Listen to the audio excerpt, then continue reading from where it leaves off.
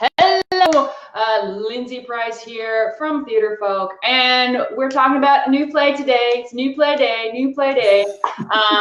with the fantastic and fabulous Laramie Dean. Laramie, hello. And we are talking about his fabulous new play. A little tiny, everybody can see it. It's the Gorgon Sisters.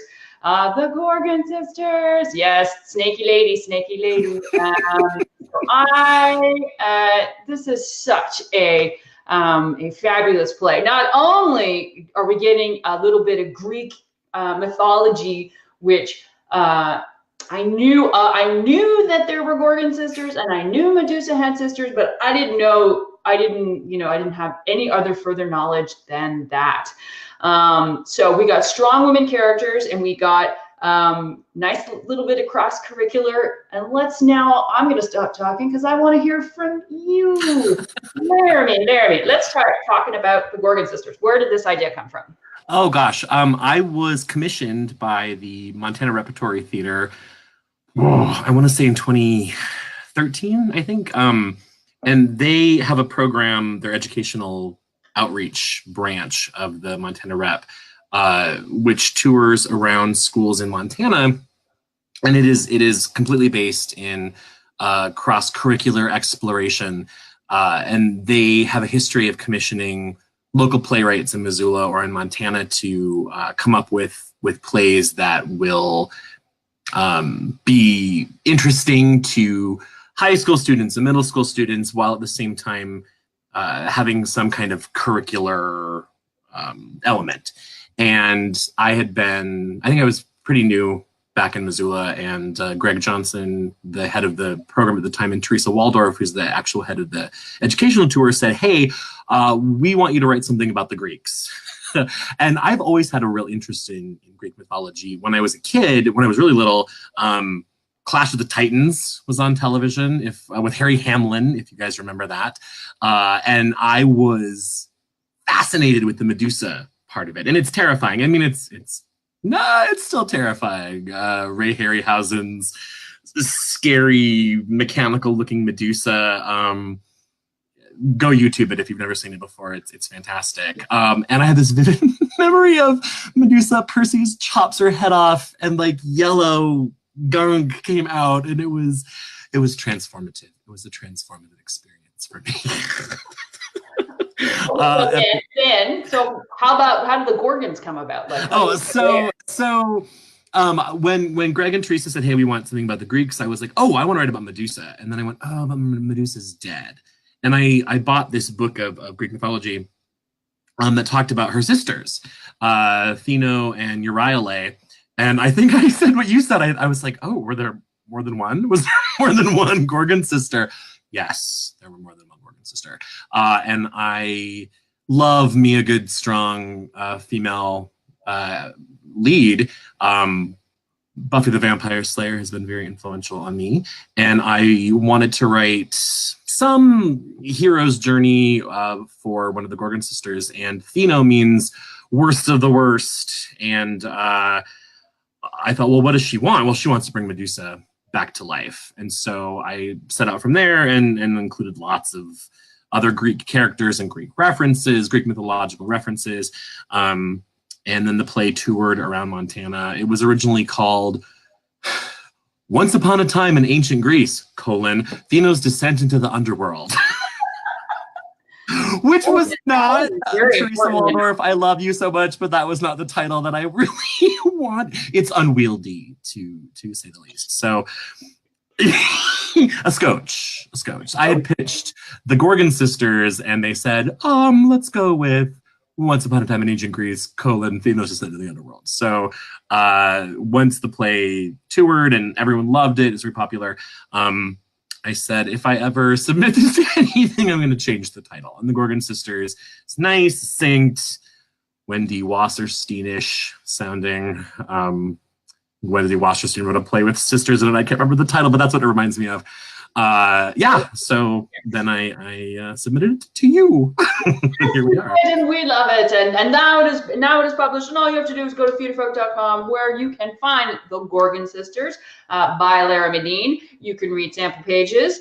Now, what I love is I love journeys, and this one, well, first of all, I love character journeys. This one has a wonderful journey, and I love the idea that plays around with the notion of hero, because we have such a formed idea that, you know, heroes are male, and that heroes are all knowing and are infallible, and Steno is a flawed character, and to have someone who is flawed go on a hero's journey is just delightful. But I also love, so there was that wasn't even the journey I was talking about. That was good.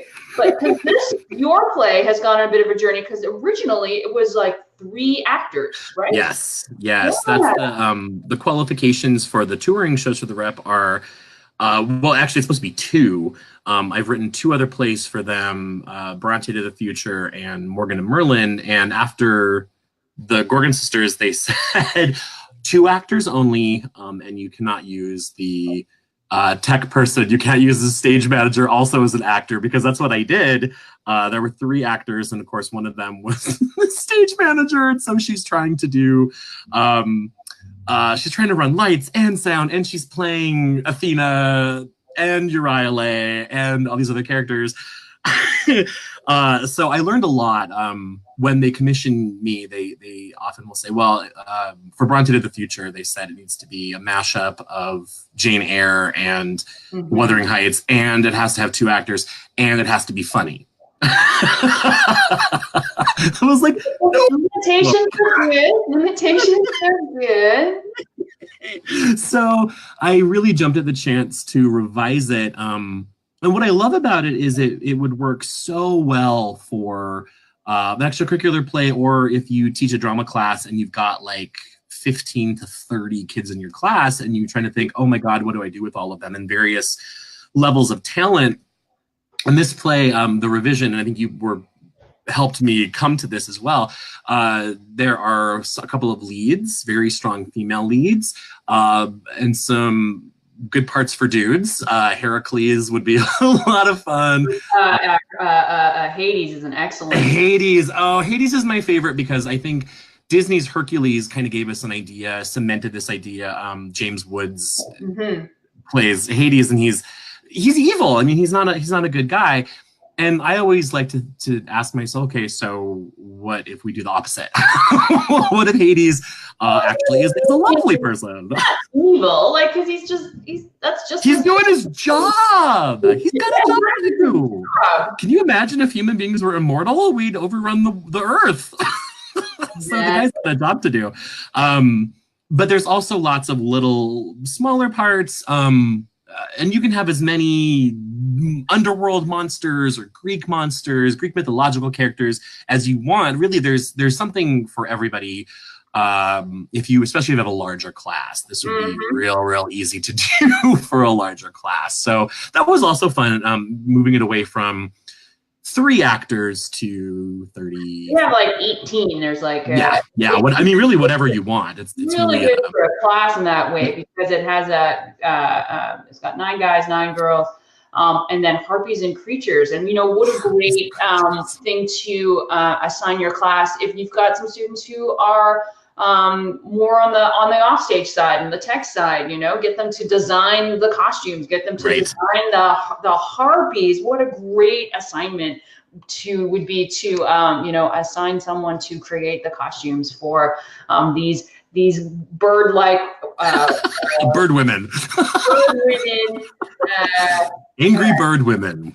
I suppose that also could have been a title for this play. The Attack of the Angry Bird Women. That'll be the sequel. I'll write a sequel. That'll be the sequel. They're very interesting. I really love the harpies in that. I'm always fond of characters who, even if they don't say anything, they are vivid, they're vivid characters. I think when the Rep did it, they were lights. It was interesting. They had a light wheel that spun, and they might have had some kind of a gobo or something. And then when we did it at Hellgate, the high school where I teach, They had boas. They wore black and golden boas. But I mean, you could do feathers in the hair. You could do all kinds of fun things. Well, and what's really great about this this adaptation too is that it's very easy to stage. You know, as you said, you did it. It was done originally with just a couple of actors and sort of lights used for the harpies. But then you also, when you did it at your school, Hellgate, best school name ever. You did it. It was a thespian. Yeah, we took it to FestCon. It has a lot of limitations to it. Yeah, blocks. We had we did the Wizard of Oz a couple of years ago, and there was no time for a set, and I love minimalism. I love minimalism if I can do it. We use these blocks that we painted different colors, and they've been great just to have for classes, and kids love them because they can be anything. And so we had 3 blocks, and they painted them all black, and one side was red, very dramatic. But they transported really, really easily, and everything else was props. I was really lucky, actually. I have she's a sophomore this year. She's a freshman last year. It's a girl named Corin, who came up to me and was like, "Can I make props for you?" And I said, yes, you can. And she made a shield. She built the shield with Medusa's face on it. She built the giant bone that Cerberus is tempted with. She built the Minotaur head. She just kept coming back every day with new and exciting props and costume pieces. So yeah, you could totally assign your kids to, hey, figure out this. How are you going to make a shield? How are you going to make the Minotaur head? So it presents a lot of interesting challenges that are, I think, really simple and kind of DIY too, if you have kids into that. I think that's an excellent way to put it, because it's not set heavy. All of the pieces that need to be that can be made, they don't need to be made. Imagination is a wonderful thing, but they're just really great classroom assignments. Yep. I think that it's just lovely in that way. Do you have a favorite moment in this play? Oh, I do though. It's gonna be a little spoilery. Can it be spoilery? Are we worried about spoilers? Please be spoilery. Okay, so I'm gonna get a little real for a moment. I wrote this play 5 years ago. My brother passed away very unexpectedly last fall in October of 2017. And this play is about a woman who's trying to bring her sister back from the dead. Spoiler alert, she does not succeed. I mean, this play really, besides being a treatise on Greek mythology, is about learning how to deal with and accept grief and loss. And my favorite moment is where Athena decides to fight Hades, and he's like, okay. And she throws all the things that she's gathered on this trip. She throws Cerberus at him. She throws the harpies at him, her own magical stare. And finally, she just batters him with her fists, and nothing works. And he forces her to admit that Medusa is gone, that Medusa's never coming back. And it is such a hard moment, and it's beautiful, and it's my favorite moment in the whole play. The young woman, Marlise Scolati, who played Thino in our production last year, she lost her parents pretty tragically when she was an 8th grader. And she actually told me, we just finished doing Les Miserables. And she came up to me during the cast, during the strike, and said, without this program, I would not have gotten through high school. And she has talked about how this play, she has been dealing with grief, and I've been dealing with grief. And it was just really, really good, I think, for both of us to see it staged and to be a part of it. Yesterday was or it was today. See, today World Theater Day. Yesterday was World Theater Day. My social media is confusing sometimes. But we talk about why theater is so important in schools and how transformative it can be. This is just one facet of it, helping kids deal with, not even kids, helping all of us deal with these emotions, these feelings, these events, grief, tragedy, anything. It doesn't have to be negative, and how to deal with it and channel it into art, into making something that you can be proud of and be transformative. So that's my favorite moment. She's battering him, and then he calls her my child, or he calls her my dear, or something. It's my favorite moment in the play. You know, it's so interesting because that really is what Greek stories tell us. You don't win. You're fighting the gods. You're never gonna win. Fighting the gods, and there's so many. We're finding, I think, more and more that it's like we have to pull away from anything that might upset anybody or don't trigger them. No triggers. No triggers. Everything must have a happy ending, and I quite like it when things don't go the way that they're supposed to go, and that we see struggle, and that things don't get tied up in a tidy bow. And there's nothing that, like, I find this play has a lot of hope at the end because Stena has grown, She has another sister, and there's one more sister. That's everyone tells her the entire play. Hey, you have a living sister, and she's so focused on the one that's gone and it's never coming back, instead of putting her energy into forming a relationship with Uriah, who's like, hey, I'm here too. Well, and the fact that it's actually more about her than it is about Medusa, you know, which is you know, what happens. And that's the hero's journey too. That's what the hero's journey is about self-actualization and coming into your own and learning who you really are, which, I mean, that's what high school kids are doing for 4 years, is who they are. And it's kind of perfect to be talking about this in this way as we're wrapping up Theater in Our Schools month, because I don't know how to say it other than theater in our schools is so important for all of these reasons, to learn how to take grief and make art out of it. I can't think of a better coping skill and a coping tool, you know, and healthy. You can be out spray painting things. Oh my goodness, Laramie, I know we could talk forever, but I don't want to take up all of your time here. I just want to let everybody know, here we have it on our site, The Gorgon Sisters by Laramie Dean, asking the question, can Stena bring her sister Medusa back to life?